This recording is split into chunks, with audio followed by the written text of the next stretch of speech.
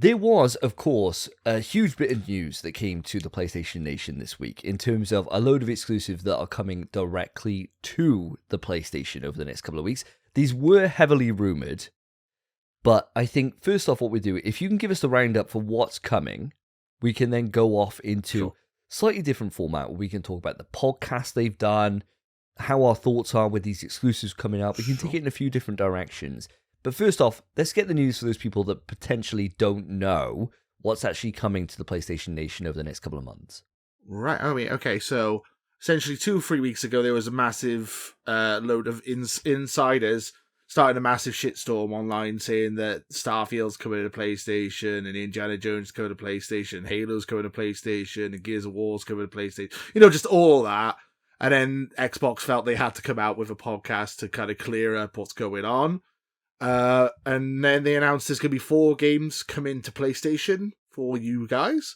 They said there's going to be 4 games that are over a year old that have reached their full potential on Xbox and PC. They don't think they can get much more sales for. And 2 of them are live service, and 2 of them are smaller games that were never designed to be exclusives in the first place.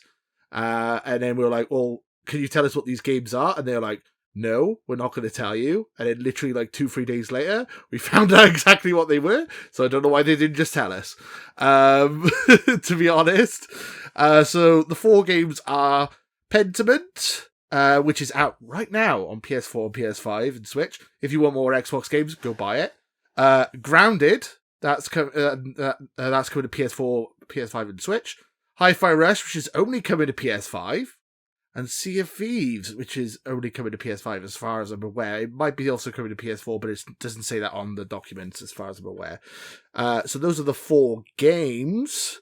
Honestly, they're all pretty nice games. Hi-Fi Rush was the Xbox the Box Game of the Year last year. It won our Game of the Year. And it's one of my favourite games of last year. And I personally think it's better than God of War, which we've had this discussion before. So guys, check it out. I'm sure you'll enjoy it. So out of the 4 games I just mentioned, Phil, is there any of them you're actually interested in purchasing or playing? Or like, is there anything that's perked your interest? Yeah, of course, I'm not, so locked into the PlayStation ecosystem that I would, almost reject these Xbox games as such. I'm very interested, I think, across the board when it comes to these games. I think I'd be interested in trying every single one of them. Obviously, the starline act here, the headliner, is Hi-Fi Rush. That's the 2023 rhythm-based action game developed by Tango Gameworks and published by Bethesda. And it's very high praise that it was X Marks the Box Game of the Year, and it did reach an 87% Metacritic, so it is highly regarded. So I'd very much be interested in giving that a go when it comes over to PlayStation. Sea of Thieves. So this is the 2018, rather older game here, action and adventure game developed by Rare. Of course, this has come leaps and bounds since the game we saw back in 2018. And I think every iteration and every update that I see of Sea of Thieves, it has interested me a lot more. It is a game I have somewhat resisted over on the PC space, but now we have the possibility of playing together and the fun we've all been having over on Helldivers. It kind of feels like a bit of a no-brainer to me. It was a game Spencer, in particular, was interested in. I think he has played that, though, on the PC, so it wouldn't be new ground to him. But I could see us having a lot of fun if we dived in, maybe on Thursday night, to play that. Only got 69 on Metacritic for the Xbox version. I think relatively on the PC, they may have got a slightly higher score, but 69 for Xbox. I was just going to say Sea of Thieves is one of those type of games like No Man's Sky or whatever that at launch wasn't very well received, but it has now grown a massive fan base over the years, and it has improved vastly since launch, and it has a massive fan base now. And yeah, I don't think the Metacritic is really a fair assessment of where it is right this moment in time. Yeah, of course. Sorry if that wasn't clear, guys. Obviously, the Metacritic is scored on the initial release, I believe. It's not sort of periodically updated, where in the case of games like No Man's Sky, as you said, and Sea of Thieves, it probably should be looked on to improve, because yes, you're right, it probably deserves a much higher score. But moving on, we've got Pentiment that's coming to PS5 and Nintendo Switch is getting some love. So this is a 2D perspective game. I think this will fit perfectly when it comes to the Nintendo Switch. It's an action role-playing video game by Obsidian. I think it originated back in February 2022, and it's got a really high Metacritic. So that was an 86%. Back in the day in 2022, but that one's very unique, very interesting. I could see me even picking this up on the Switch actually as a possibility. And then the last one to round it out. Now, this is the Honey, I Shrunk the Kids game. No, actually, it's Grounded, coming to PS5 and Nintendo. It's a survival action video game. I'm quite interested in this one. Again, by Obsidian. Obsidian seem to be ticking the boxes when it's PlayStation and Nintendo, don't they? This came out back in July, I think, 2020, so a couple of years old, with a Metacritic score of 82. So, again, very highly regarded, and I think this one does interest me. You know, out of the four, obviously Hi-Fi Rush is the big game here. Sea of Thieves, I should have probably played on PC up to now, but I would definitely dig into that if we had an opportunity on a Thursday night. But Grounded, definitely, you know, it's got a bit of a spark, and I think it is an interesting one. I think out of all of them, if I had to pick one first, it'd probably be Grounded. Nice. You know, me and Alice spent a long time playing that game. 3 or 4. We were up till 3 o'clock, 4 o'clock in the morning playing that, like making like bases and stuff. It is a lot of fun. I'm a big fan of Minecraft as well. That's one of my favorite games of all time. It's very similar to that. It's like survival, but it's a really cool setting. Really cool. It's a really fun game. I think it's really underrated. I think you should definitely give it a chance if you. It comes out April 16th. I think you guys should definitely check it out. And as I said, if you want more Xbox games on the PlayStation, buy these games. Show the Xbox that they've done the right thing, porting them over. Because if they don't sell very well, that's probably going to be all you're getting. So, is there anything you're interested in, Davey? Yeah, the big one for me, the big ticket item, Sea of Thieves. 100%. This game always looked appealing, even right at the start. It's the Black Flag fantasy that Skull and Bones potentially could have been, but never was, right? And so Sea of Thieves always looked like super good fun. I've seen so many cool things. There's sharks in that game as well, so immediately tips it up a few notches. As soon as sharks are involved, immediately goes up on the old echelon. And my scoring, yeah, this is the one that I know that we could all dive in and have fun. And the reason why I haven't done it up until now is because I'm not playing on PC. I'm just not going to do it. I'm not going to hit those CRTLs, those fucking delete buttons, those enter keys, a Z to fire a cannon. No. I've lost my virginity. I'm going to stick to a console and a controller. And I haven't bought an Xbox up until now. There hasn't been enough games that have interested me. But this is one that was a little diamond in the rough. So I'm 100% going to be picking that up on April 30th. Really excited. Hi-Fi Rush is the big one that I'm not sure if I'm going to end up buying this year or not. I know I'm going to love it, right? I love everything Tango have ever done. And Hi-Fi Rush, you've given it so much praise on this podcast and on your own podcast especially, that I feel like I need to check it out, right? I need to see if, especially with the fucking praise that it's better than Ragnarok, is wild. My second favorite game of all time. Could it potentially dethrone that? Highly doubt it. But I'm interested. The problem is, March 19th, I imagine I'll still be quite far up Tifa Lockhart's arse in Final Fantasy Rebirth. So I don't think I will have the opportunity to do that just yet. I think it's going to be one of those games that, as time goes on, I will try and find time for it. No more promises in that. I am interested in it, just not quite yet. In terms of the other two, Pentiment and Grounded, couldn't give a fuck. Just, I've seen enough of them, and it's just, I know I'd like Grounded because I love survival games. I'm not really in the mood for it at the moment. I want to tick off some of these kind of more unique kind of experiences, and Grounded always looked to me kind of second rate. And maybe I'm just judging that from afar and I should play it. But right now, not my cup of tea, but I'm glad for all those that get to experience that for the first time. I suppose, Lewis, this brings on the bigger question. What are your thoughts now that Xbox have made this stance? That they're bringing these games over to us in the PlayStation Nation, right? It's a big old fucking deal.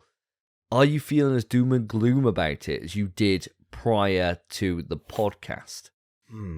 So my initial thoughts with this were like, it's the end of the world, the sky is falling, I need to buy a PC, hence why I was buying a ROG Ally, and I'm still going to buy one because I want one. And like, Xbox is dead. Oh, it's the end of the world. I was feeling like that, honestly. I literally was literally depressed for like 2 days, like going on, why have I invested my money in this console for him just to abandon me like this? After the podcast, I was just like, same as usual. Nothing's really changed, really.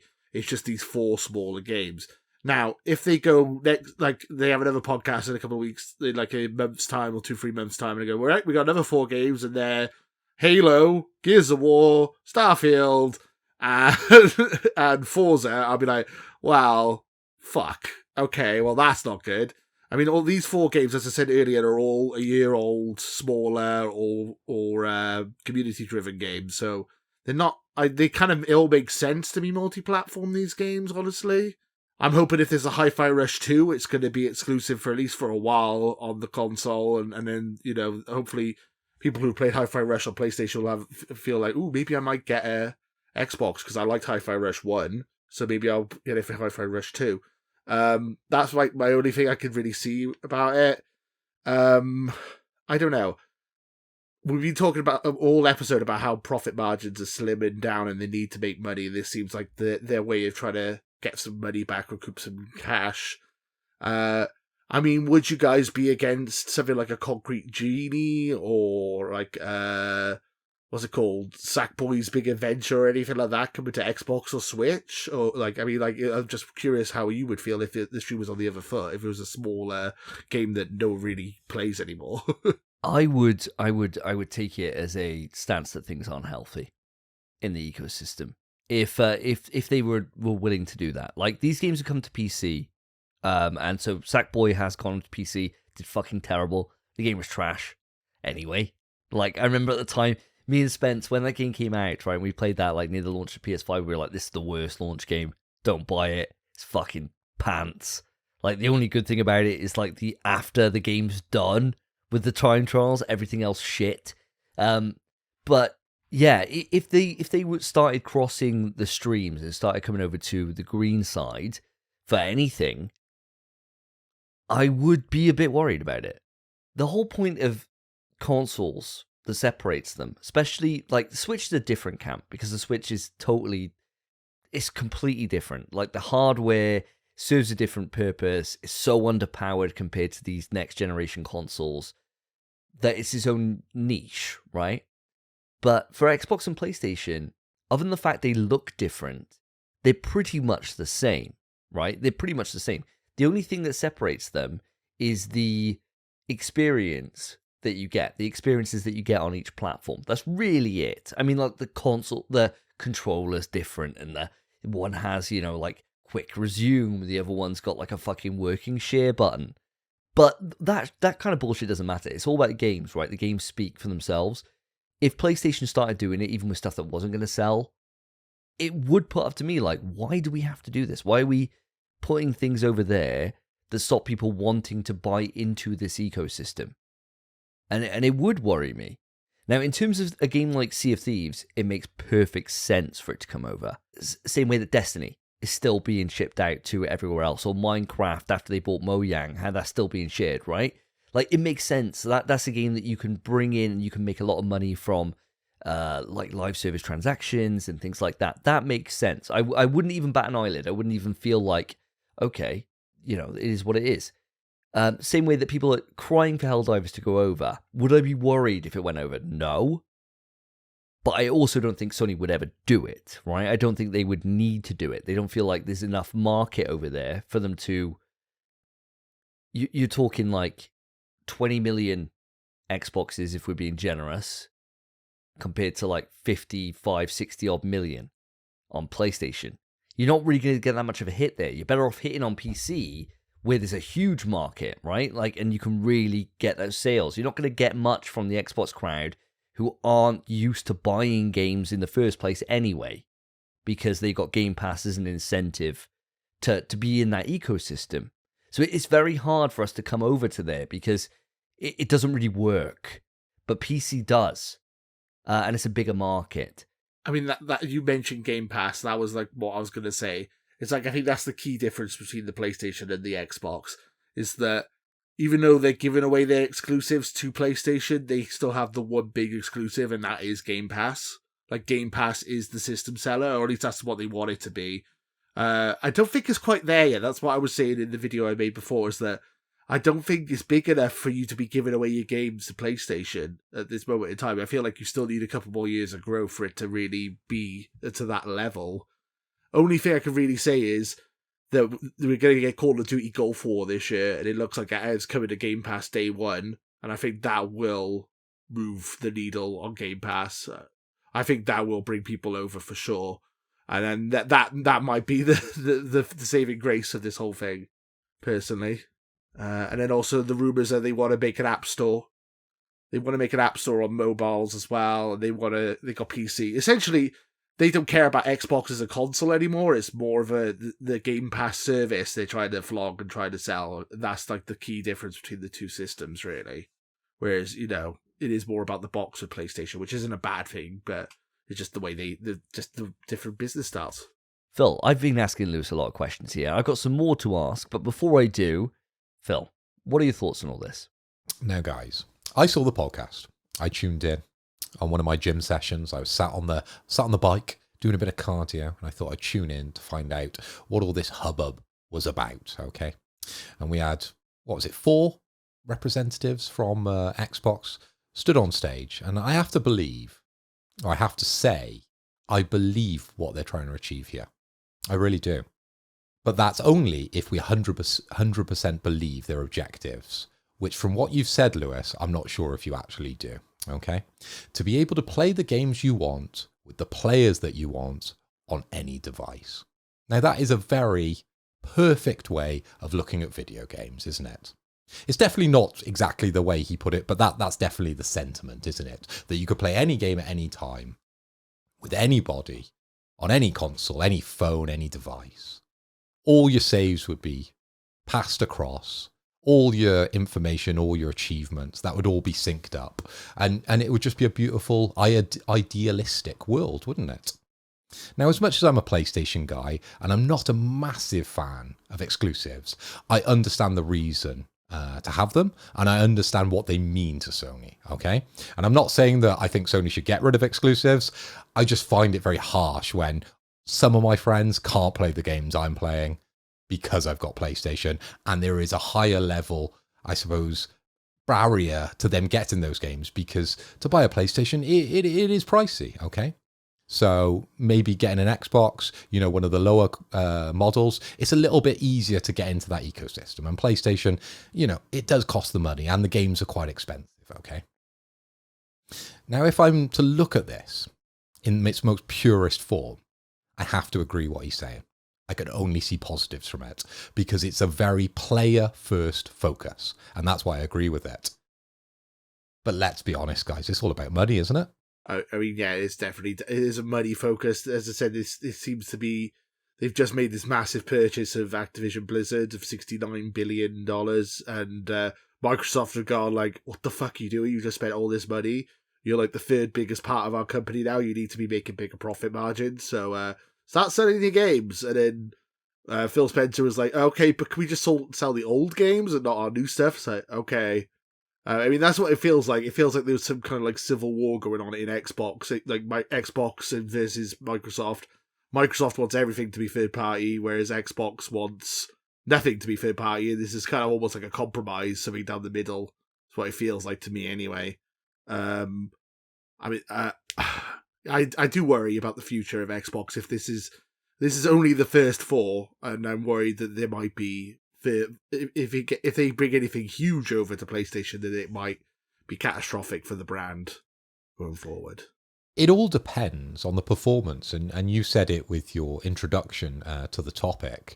If the PlayStation fan base wants to see more from Xbox, if we want to see Starfield and give it a go over on PlayStation, see what it could achieve in that sort of ecosystem, then we do need to download, we do need to buy, and we do need to play these games and show there's that want, show there's that need. Because I do agree with you, Lewis. I believe this is the straw that may or may not break the camel's back when it comes to Xbox. And we might see Xbox become a bit more multi-platform, right? Obviously, there are always reasons to buy your hardware. I totally agree with that. And I totally agree with keeping, the offering of the Game Pass exclusive to Xbox. I don't believe that should ever be given to PlayStation or passed over to PlayStation.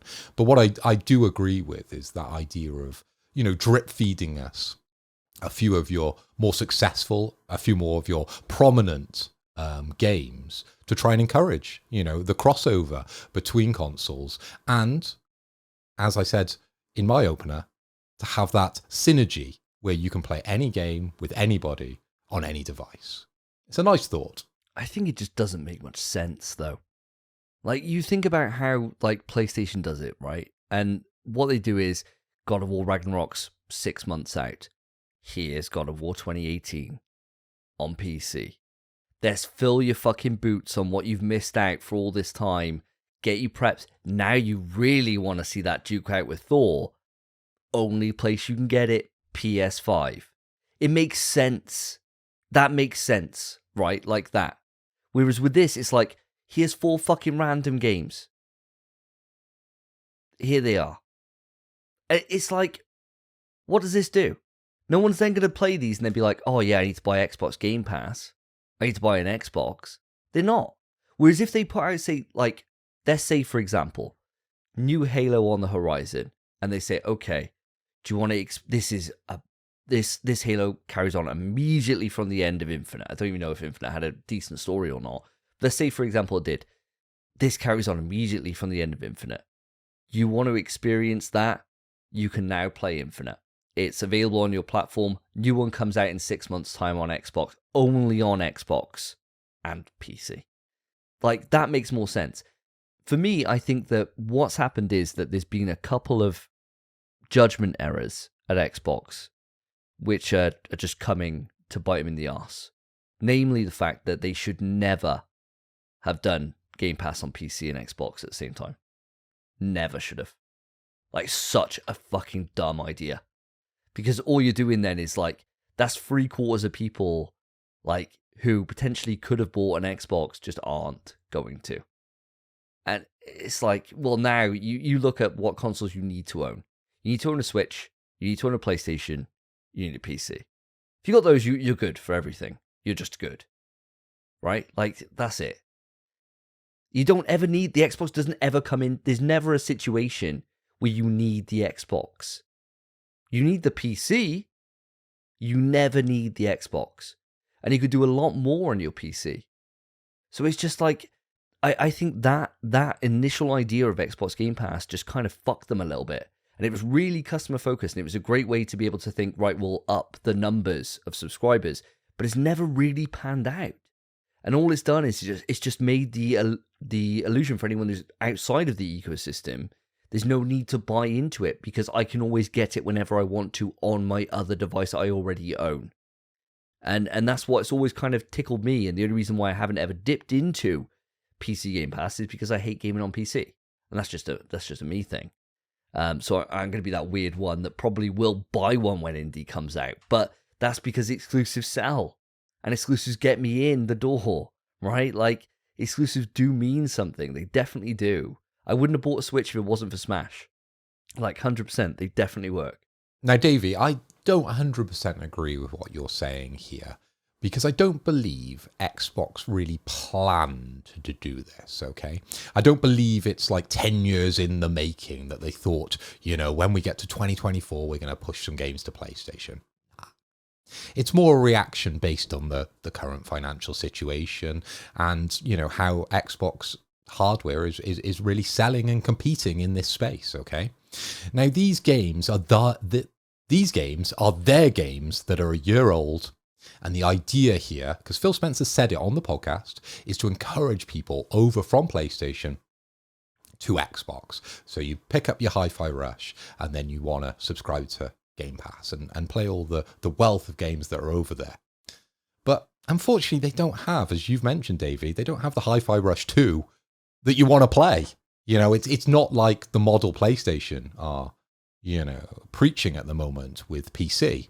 We put out a game, And we encourage people back to PlayStation because you want to know what happens in the next Spider-Man. You want to know what happens to Aloy. You want to know what happens, to the God of War. You want to know, right? I just feel like it's a cool idea, right? But it's a strange choice of games. And I kind of feel like it was almost like a rushed choice with this. How do you feel about that one, Lewis? My gut reaction after listening to the podcast was this might have been a change, like a pivot in the Xbox's approach, because all the rumors coming out beforehand were saying it was going to be something different, and it feels like, why did it take you a week just to say, oh, nothing's changing really? Like it felt weird to me the way that it was put down. I also wanted to respond to some of the stuff that Davey was saying. So, I mean, you kind of said it yourself that you don't like playing on your PC. I'm also the same way. I don't particularly like playing on PC. I prefer to play on a console. So that's a reason to buy an Xbox. If you like the games like Halo and you want to play it on a console, you want to play it on a TV, then you need to have an Xbox. You can't play it on a PlayStation. So that is reason enough for a lot of people. I feel like Game Pass is their solution. This is what they're going for. I mean, after the 360, Xbox did pretty well.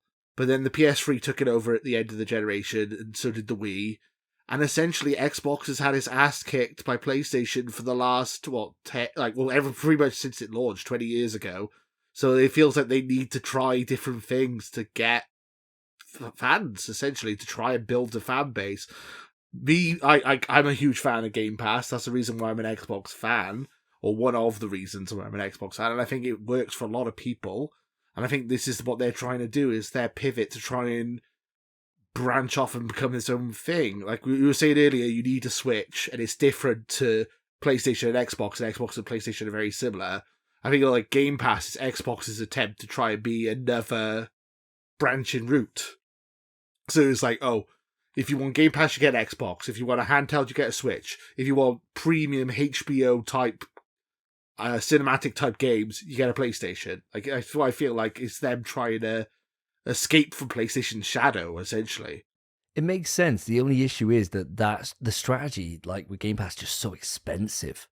And this is what then makes Big Daddy Microsoft comes down with the coffers and says, hold on, we're fucking burning shitloads and you're not gaining the subs.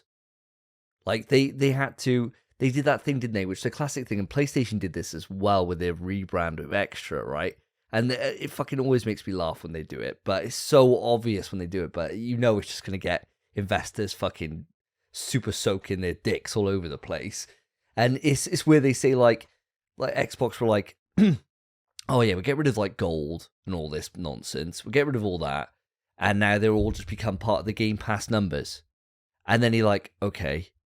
And then and then they're like, oh yeah, there's 35 million of them. And you think, oh, that's all levels. Like that's not grown. Like that's not grown at all. Like that's not gone the way they want it to whatsoever. They were hoping like when all those leaks came out and you were looking at the projection for how Game Pass was going to go, it's supposed to be like 10 million plus more where it is right now. And the only reason they've got it up to this level is because they combined tiers to make it look better on a balance sheet. And you think, oh God, like Sony did this with the PlayStation Plus, where they had the people on the different subscriber methods, and then they put them all under the same badge of PS Plus to make it look like it was a bigger thing. So they both do it, but like the Game Pass model is like an amazing model, right? Really pro-consumer. I'm never going to say a bad word about it. It's definitely the best deal in gaming, 100% it is. But from a business perspective, it's a fucking massive gamble because you've got to have subscribers to be able to keep up the level of quality that you need to have to get the subscribers in. It's the reason why all these streaming services are failing at the moment, because you got the big wigs in like Netflix, which have pivoted and made their own content, and they've done really, really well off that with like the likes of Stranger Things or The fucking Crown and all this bullshit they're doing over there that they're kind of bringing back. And Disney Plus is really struggling because sure, they got a great catalogue of stuff, but there's nothing that's fucking good to watch, like that's new. Like nothing. Like, well, what I'm fucking going to turn it? I'm going to go watch Echo? Fuck off. Like, no way. Like, there's nothing there that's good. And so it's like they're hemorrhaging money, and Bob Iger's like running around at Disney like a fucking headless chicken, and we've been discussing it over with the shit the fucking decisions they're making with quantity over quality. It's such a gamble with the whole streaming thing. And I think it was a great idea to separate the two. And like you were saying, this whole release of these games is in direct relation to the fact that Game Pass is not performing as well as it needs to do to be able to up it. So the big question is, how do you then plug that? And how do you get more subs in? And that's a question where if games are going to come to PlayStation, if they can, I imagine this is the start, and there will be more. But then maybe that approach will show fruit when you get to like sequels of these games. When you get to Hi-Fi Rush 2, or you get to Indiana Jones 2, or you get to fucking Starfield 2, or whatever it is, right? Or like the Starfield DLC that you were talking about, right? That's on the horizon. If they launch Starfield over to PlayStation, maybe people want to go and play that DLC. I don't know, right? I don't know how big that is, but you get what I mean. Like, they can maybe seed it over here, so then we think, oh, we need that over there. And that kind of... But otherwise, I can't see a way this works out for them that gets people over there. I just can't see it. I mean, for me, it's like, if you're loading up a game and it just says available on Game Pass at the beginning of the game, but like it just has a big Xbox logo, that might be a selling point, you know. Word of mouth, like I feel like word of mouth if Game Pass has kind of reached its peak, you need to kind of promote it now. Like, can you imagine a Super Bowl advert next year where it's Call of Duty Gulf War, play it on Game Pass for £10 a month or whatever like that? I think that's gonna. I think Yeah. ABK Call of Duty is the last roll of the dice. Really, I think this is their big. This is what they hope is gonna get Game Pass into the mainstream. I think that's their main goal. Yeah. On the podcast, they also mentioned about Diablo, didn't they? Coming to Game Pass. So obviously you have the wealth of titles that sort of Blizzard have, as well as Activision. So keep those in mind, because I think the thing here, right? And if the goal is to move people from PlayStation to Xbox, then yes, your Call of Duties are going to be moving more people, right?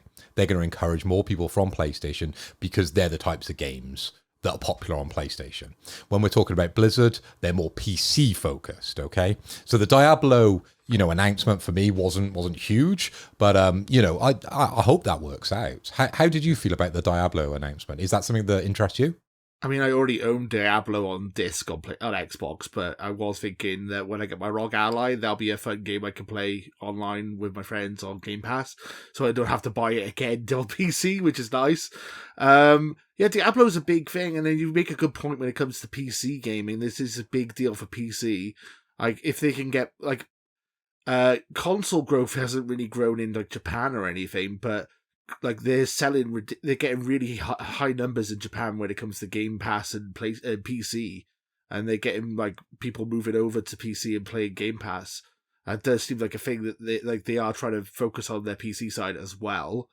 And as I said earlier, with Apple's court case saying they have to open other mobile stores, Microsoft wants to have their own Xbox store on mobile phones.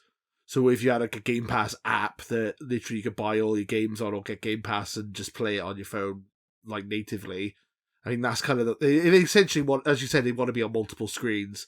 They don't want to just be one console anymore. They want to be everywhere. And there's also a rumor that they're making a handheld. There was rumors they were going to have a streaming stick like a Chromecast. Like essentially they want to be everywhere. They want to be essentially do what Steam are doing, almost actually, like almost like a Steam, like have like their own like machine with like an Xbox software that goes everywhere, like kind of like almost like a Steam OS on like Steam Deck. Like that's why I think their future goal is. I really like that future goal, and I think that's a great way. If you're then thinking, right, Game Pass numbers is the metric, and we can get that on phones, and they can download natively, right? That's class. That's great, right? Does that make you a bit sad though, if they eventually, with following this, consoles obviously aren't... There doesn't need to be the focus on the console as a brand, right? If it's available everywhere else, is there as much reason to put so much R&D and everything else into the console design to make it, a system seller if really all it needs to do is just run an Xbox app to play games? Does that kind of make you a bit worried? I mean, yeah, but I also feel like that is the future, honestly. I mean, as sad as it sounds, I feel like that's kind of the way it's going, honestly, which is sad, but, physical media, physical stuff is going, really. Everything's kind of turning into digital. It's pretty easier and easier to make smaller computers, and, like, as I said, streaming sticks and all that will be, like, more cost effective. Unfortunately, I mean, that's why I do feel like the future is. I do prefer consoles. I'm a console gamer, hence why I'm here. Hence why I have an Xbox console podcast, because I love games consoles. But unfortunately, I feel like we are kind of the dinosaurs, unfortunately, where all the fucking kids are playing on their shitty phones, playing their touchscreens. Fucking idiots. The times are changing. The way we consume video games is evolving every second. And I'm excited to see where this goes. But Lewis, I've got one more point I want to make, and it's a compliment really to what was laid out within the podcast, because this is something I really love. And I actually saw it as quite a dig to PlayStation, actually. And I think he had kind of a smirk when he said it, really. And I agree with him. I think this is the way it should be, is if you buy a game, it should be available on the other platforms. If you buy an Xbox game, you can play it on PC, can't you? And it's no extra cost. With PlayStation, unfortunately, you've got a double dip. If you want to play it on PC and you want to play it on PlayStation, if you want to play an old God of War on PlayStation, unfortunately, you've got to buy it again. So there is something that I do agree with him, that once I buy a game, I kind of just want to be able to play it. If it's on consoles or multi-platforms, I think I own the game, right? I do agree with him on that one, Lewis. I was was going to bring it up earlier, and I only just remembered that because I forgot about it until just now. But you were talking about God of War coming to PC and all that coming a year later, and that's how PlayStation's strategy should be, and how that should be Xbox's strategy. But they have proven with Helldivers that day and date is actually a really good thing for them, and they're selling ridiculous money because they sell it at day and date. And I do think PlayStation's going to start moving more towards day and date when it comes to PC. Unfortunately, for the PlayStation side, it does seem like that is their goal. I mean, Hitoki, what is his name? Hitoki Hokey Pokey? Is it? Yeah, he said he was. Yeah, anything that rhymes, basically with Toki on the end, that's his name. Yes. This one ain't going to go well for you. I don't agree on this one, Lewis. Do you want to take this one, or should I? Yeah, Lewis, I completely disagree with you. I 100% disagree with you. Helldivers is the exception, and it also just shows what happens when you make a live service game multi-platform. That's all this is. So they're doing this with Marathon, they're doing this with Fair Games already. So the live service ones, they've already got this strategy because they know they need to have players in there to be able to make it work. That's how this works. That's it. Whereas then they could say, all these PC players come over to Helldivers and be like, oh my god, this is fucking class. They're then going to probably pick up the next live service game, hopefully, with Concord or whatever the fuck it is, and just make extra bank. But you still can't get the game. Like, Helldivers, no matter how good it is, it ain't winning fucking Game of the Year awards. No fucking way it ain't. Like, it may win ours. It may win our best Game of the Year, but it certainly isn't going to win fucking Game of the Year at the Jeff Keighley Awards. No way. It will be a big cinematic experience, because they're always the ones that do drive the whole fucking gaming narrative and the whole gaming ecosystem forward. And those are the experiences that you can't get on PC. So PC players can come and join us. They can come and support our ranks to help us kill the bugs or the fucking Terminator-esque robots, right? But they're not going to be there day one to see Kratos' next chance where he's killing fucking Egyptian mummies in fucking God of War fucking 3 or whatever. That just ain't going to happen. There's no incentive for that because we're a console-first business. The thing is, and this is going off from Phil's point where he's saying that it was nice. It's nice that Xbox being player first. They're getting their fucking ass kicked.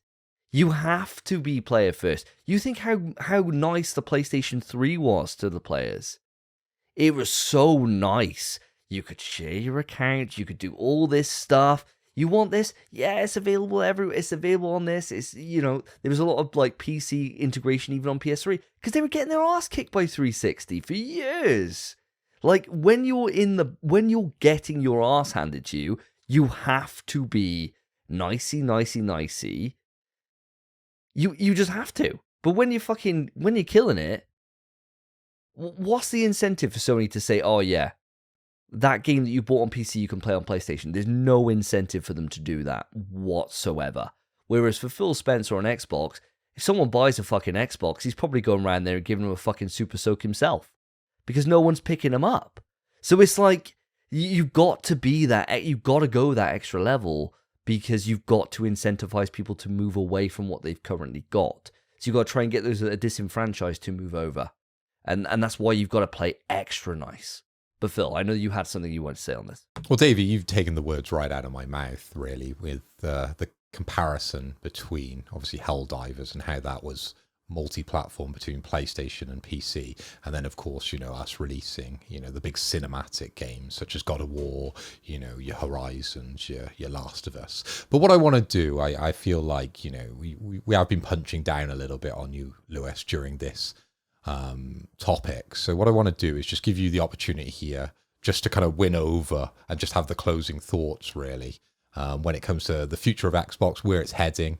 Let's put a positive spin on the end of this. We don't mean to be a downer in any way. I personally am excited to play every one of these games that are coming across from Xbox. So, I'm sure I'll be reviewing them once I get some game time in there and I'm not playing Helldivers 2. No, it's totally fine. Don't worry, I expected banter on the podcast. That's why I'm here.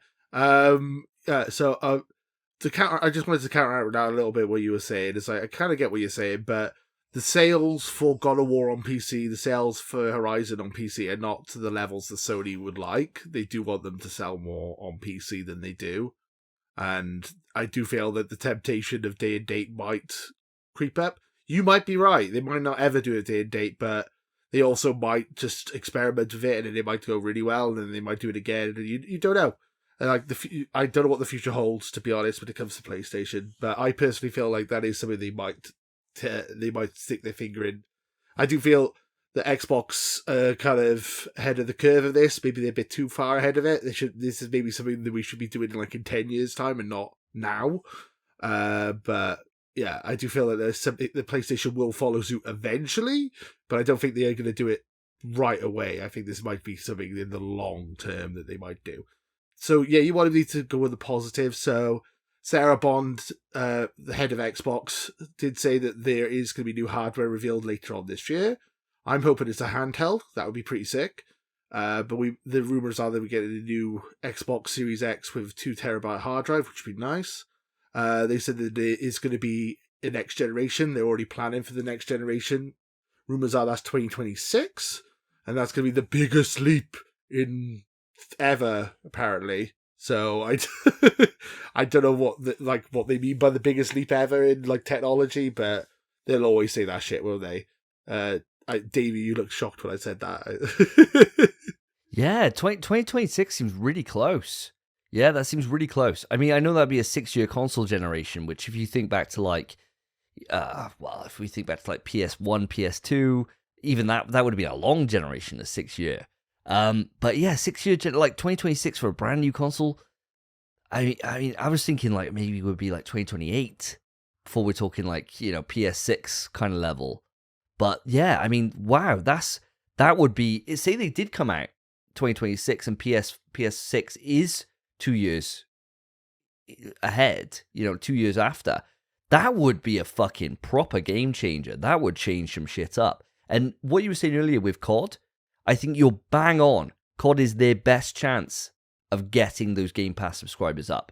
I think it's the wisest decision ever. If they do go that and they cut off their nose to spite their face in terms of profit, it's the only chance they got to make those Game Pass subscriber numbers up. If they somehow got FIFA as well for Game Pass, say they somehow got that, fuck me.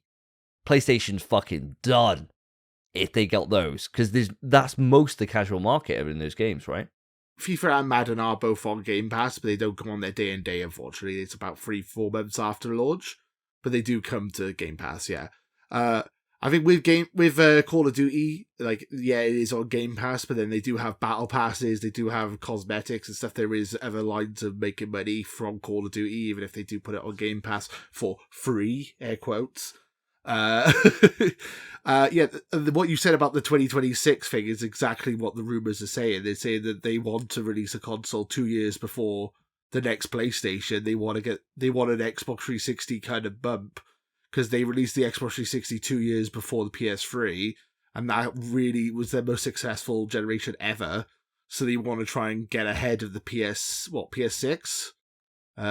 So that, yeah, exactly what you said. That's what the rumors are. But there's been leaked documentation saying the next console's coming out 2028. So who knows? It might be 2027, it might be 2029. Who the fuck knows at this point?